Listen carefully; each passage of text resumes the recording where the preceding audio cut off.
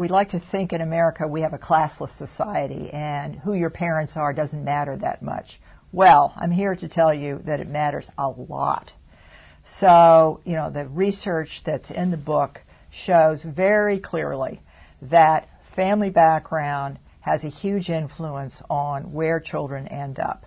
If you're born in the bottom fifth of the income distribution, for example, you might escape, but your chances of ending up in the bottom yourself are much, much higher than if you were born, let's say, in the middle class or higher up. There's quite a bit of mobility, not as much as people may think, but I don't want to sound as if there isn't quite a bit of moving up and down the ladder within American society across generations. There is.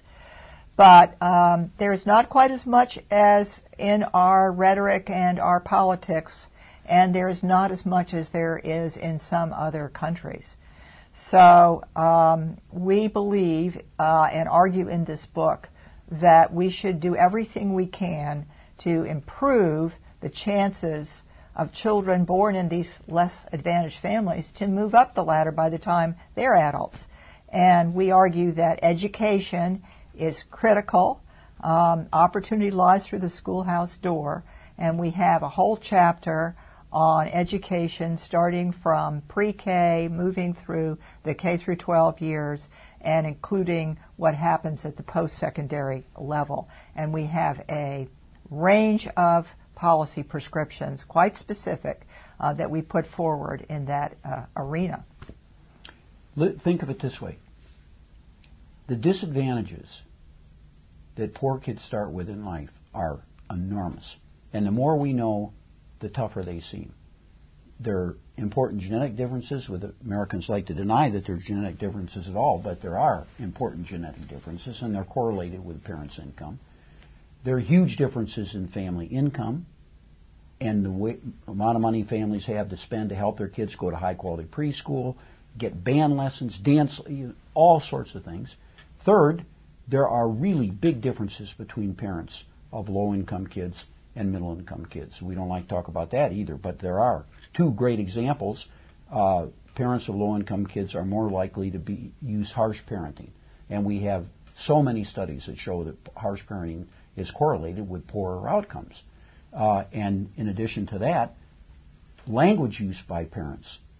Middle-class parents use way more language. They use it more contingently. They ask their kids probing questions. They talk to them more. So just stack those things up. And those low-income kids are really at a disadvantage from the very beginning in several different ways. And I haven't even mentioned the difference in schools they go to because they live in different kind of neighborhoods. So anybody who thinks that America has equal opportunity for all, they're just wrong. It's not true.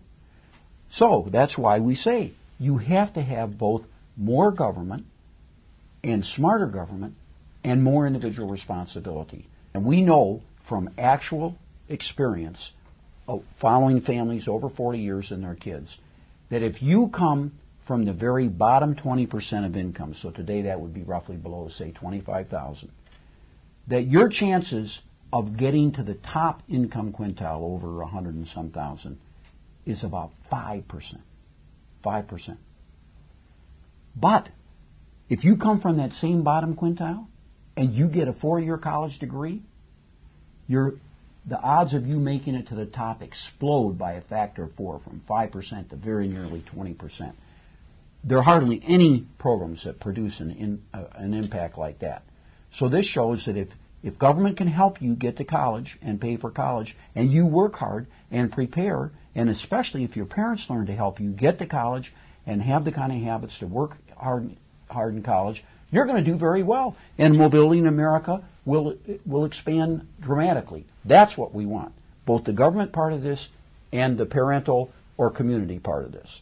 Without both those things, it will not work.